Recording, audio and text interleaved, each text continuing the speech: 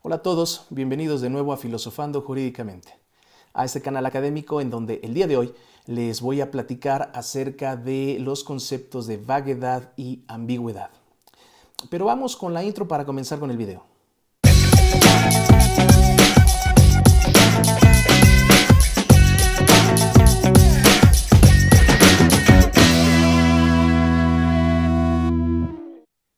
El derecho, a diferencia de la lógica, por ejemplo, trabaja sobre la base del lenguaje natural. Debido a esto, las condiciones de comunicación son muy abiertas y la interpretación de los mensajes que se emiten pueden llegar a ser de forma muy variada. Y justamente hablando de interpretación, los teóricos del derecho regularmente suelen hacer una diferencia entre los términos vaguedad y ambigüedad cuando analizan cuestiones relativas a la interpretación jurídica. Pues, por un lado, los problemas de ambigüedad se generan principalmente ya que las palabras no se usan en todos los contextos o áreas lingüísticas para connotar las mismas propiedades y, por el otro lado, los casos de vaguedad. Existen asuntos que nos plantean dudas porque no nos queda claro en dónde termina el campo de aplicación de la palabra. Los problemas de ambigüedad en el derecho se producen cuando las oraciones tienen más de un significado. Esto es porque algunas de las palabras que componen el enunciado poseen más de un significado o porque la frase tiene una equivocidad sintáctica. Sin embargo, cuando una proposición expresada por una oración es vaga, se debe a la imprecisión del significado de algunas palabras. Cabe aclarar que cuando hablamos del significado de las palabras, podemos hacer referencia tanto a la denotación o extensión como a la connotación o intención. La primera es la clase de cosas o hechos nombrados por la palabra. La segunda es el conjunto de propiedades que deben reunir las cosas para formar parte de la clase denotada por el término. El lenguaje natural y por lo tanto el lenguaje jurídico adolecen de vaguedad potencial o textura abierta. En el caso de una disposición normativa, por ejemplo, esta adolece vaguedad cuando usa una palabra intrínsecamente indeterminada. Por ejemplo, de acuerdo con las circunstancias, razonable, excesiva, sustancia peligrosa, en el mejor interés del menor, etc. Por el contrario, se dice que una disposición normativa presenta un problema de textura abierta cuando la palabra se refiere a un objeto determinado como vehículo, prueba, computadora o arma, pero en el contexto de un caso específico no es posible determinar si una cosa concreta cabe o no dentro de su definición. Como la normativa perdura en el tiempo, regulando diferentes tipos de supuestos, es común que, aunque actualmente no se tengan dudas del contexto reglamentario, de forma posterior surjan casos que planteen problemas acerca de si se incluye o no un término en la connotación o intención. Para el caso de la ambigüedad, el contexto y la situación son dos elementos que nos ayudan a determinar qué significado es el sobresaliente, precisando cuando tenemos dudas el sentido con que hemos usado la palabra. Por lo tanto, para los estudiosos del derecho, los problemas de ambigüedad son cuantitativa y cualitativamente poco relevantes al ser poco frecuentes y fáciles de resolver, por lo que orientan sus estudios al análisis de la vaguedad y de la textura abierta. Ricardo Guastini, profesor emérito de Filosofía de Derecho de la Universidad de Génova, planteó que la equivocidad depende generalmente de los rasgos del lenguaje y de manera específica de temas relacionados con la existencia de intereses en conflicto, construcciones dogmáticas y multiplicidad de métodos interpretativos. Por ejemplo, las diferentes interpretaciones del concepto justicia. Para este filósofo, las diferencias entre la ambigüedad y la vaguedad se generan a partir de la distinción de la interpretación en abstracto, dirigida a textos, y la fáctica, que es la orientada a los hechos. Es decir, que el término interpretación judicial puede expresar tanto a la clasificación de un caso específico dentro de un grupo de casos regulados por la norma, que es la vaguedad. Por ejemplo, la duda que surge acerca de si la regla prohibido vehículos en el parque se aplica o no a los carritos eléctricos de niños, como la atribución de significación a un texto o norma, la ambigüedad. Por ejemplo, si la facultad de sanción del presidente de la República es un acto de castigo o de aprobación. Para ser más conciso, la vaguedad es la falta de precisión en el significado de una palabra. Es decir, una palabra es vaga en la medida en la que existen casos en donde su aplicabilidad es dudosa y puede resolverse con base en una decisión lingüística adicional. Por ejemplo, si digo, ese libro es extenso, nos viene a la mente por lo menos un par de preguntas. ¿Cuál libro y cuánto se le considera extenso? Otro ejemplo parecido sería: el señor bajito y de cabello oscuro es el más rico de la zona. ¿Cuánto es bajito? ¿Oscuro en relación a qué? ¿A cuánto equivale ser el más rico? ¿A qué zona se refiere? Etcétera. De ahí que casi todas las palabras son potencialmente vagas debido a que el punto central de la vaguedad radica en imaginar casos dudosos, y como la imaginación es inagotable, también lo son estos casos. Respecto a la ambigüedad, la podemos definir como la condición de una palabra con más de un significado, o lo cual también se le da el nombre de polisemia. La ambigüedad proviene en muchas ocasiones de la extensión de un nombre a diversos aspectos o elementos de una misma situación.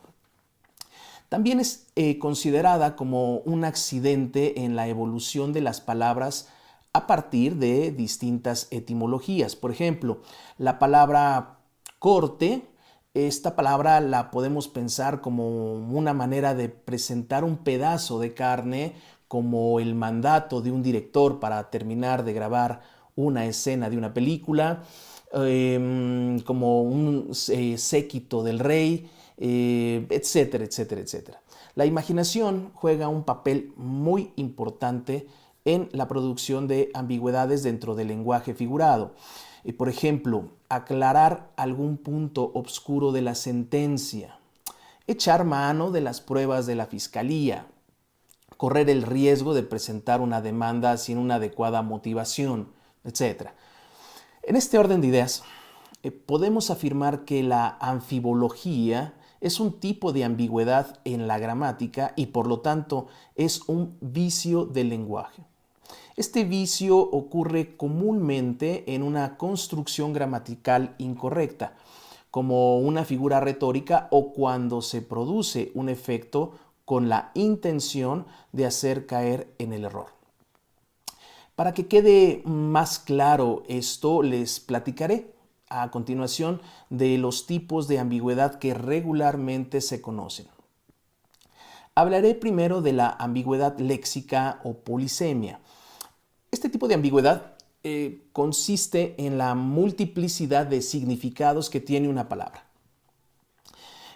Para su adecuada interpretación, debemos de observar el contexto de aplicabilidad de dicha palabra.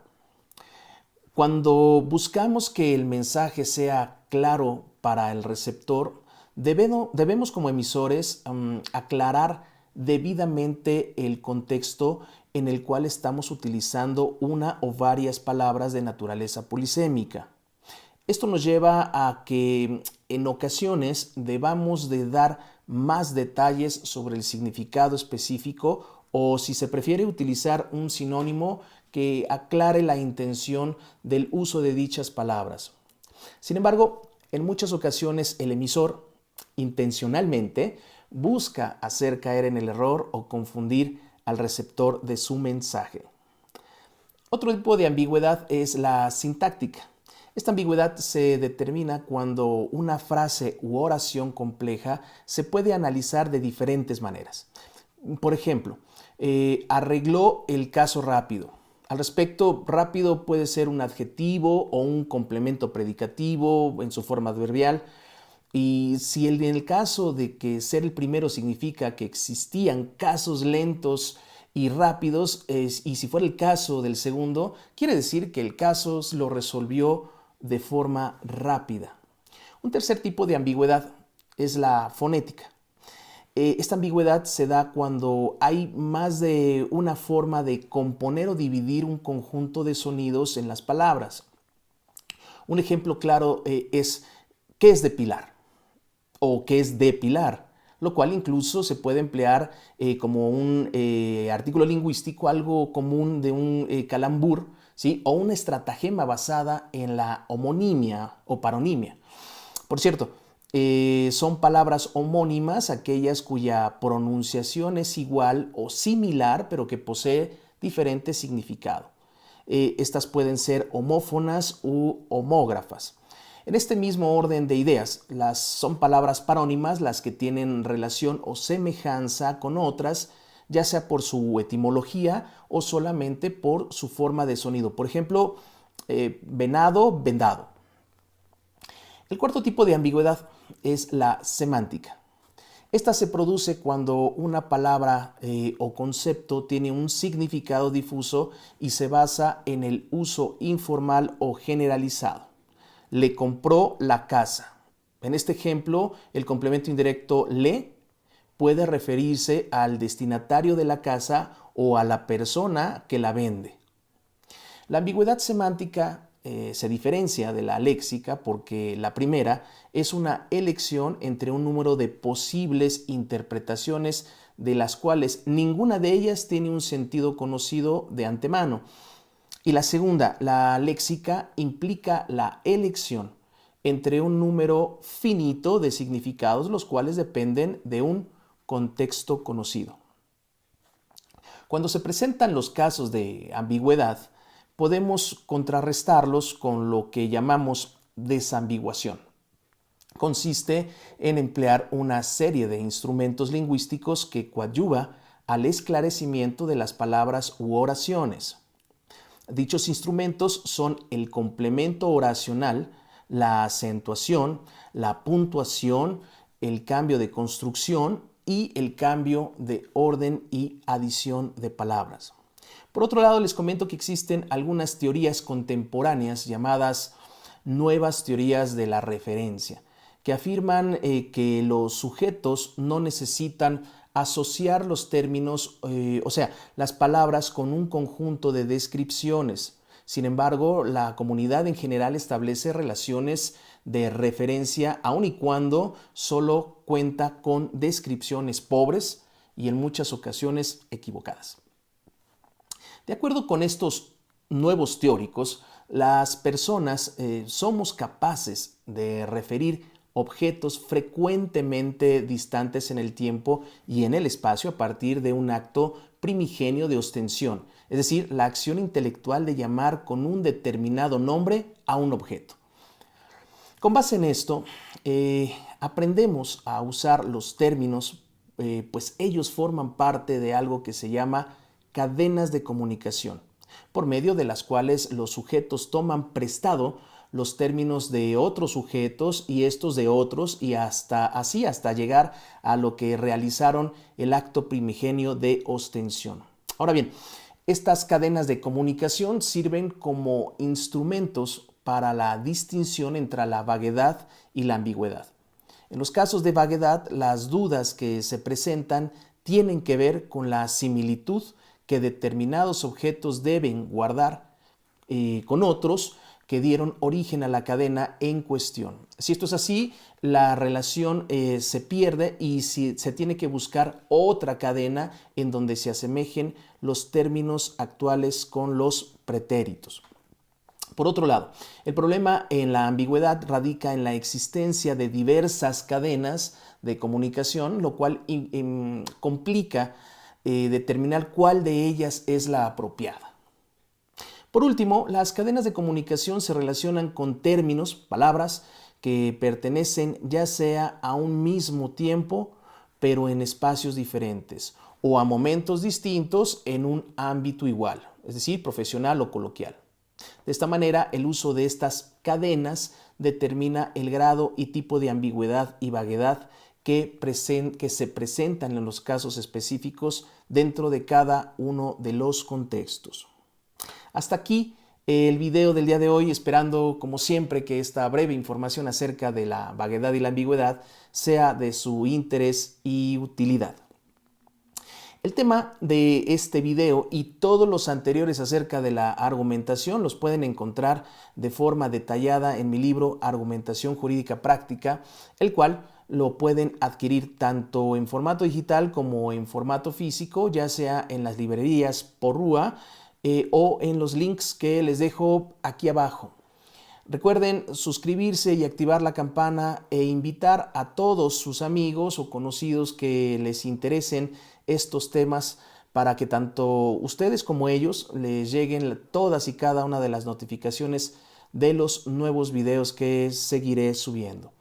Y por favor, cualquier duda o sugerencia déjenla abajo en los comentarios. Nos vemos muy pronto.